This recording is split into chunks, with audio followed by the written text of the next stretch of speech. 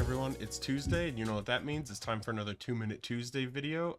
This week I want to show you two little features that are tucked away in the Viewport, and they're relatively new, in comparison to the lifetime of the V4 software. But these ones are ones that I weren't around when I started programming, so I think they're pretty cool, and you guys might have missed them too, especially if you've been using the software for a really long time.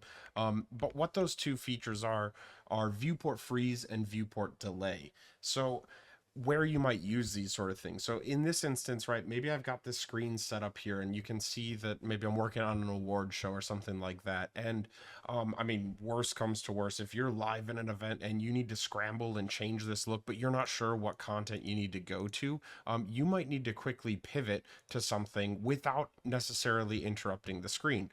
The other use case for this is maybe you need to go work onto something else, but maybe the producers want to just stay in this look. They've got a presenter coming into the room. You need to freeze your viewports and be able to keep working while this look is happening on stage still. So if I go ahead and show you actually my output here, you can see what happens. Like right now, we've got the animation, we've got it moving. And if I go to my viewport page here, you'll notice that there's the freeze output button. So when I go ahead and do that, you'll notice that my viewport quit updating, which is actually, in this instance, right, maybe exactly what we want. So if I go back to my mixes page here, I can then go ahead and start changing all of my content. You know, maybe I need to transition to this glass look, change my colors a little bit, and maybe move on to the next presenter.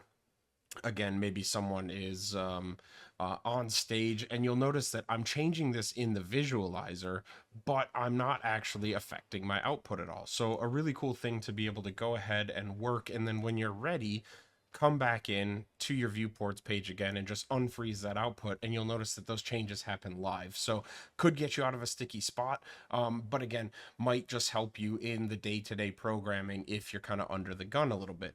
The other thing we can do is actually add frames of delay in here. So we have all from 0, which in most cases are going to be what you guys want. But if you do need to delay your output a little bit, maybe to sync up with audio better or something like that, I can change the amount of frames of delay are actually being sent out of that viewport right there.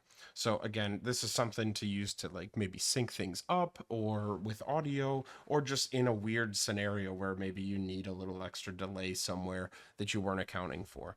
But again, anyway, I hope these tips helped you out. And if you did learn something, make sure to like and subscribe. We'll be back next week with another video. Thanks. Bye.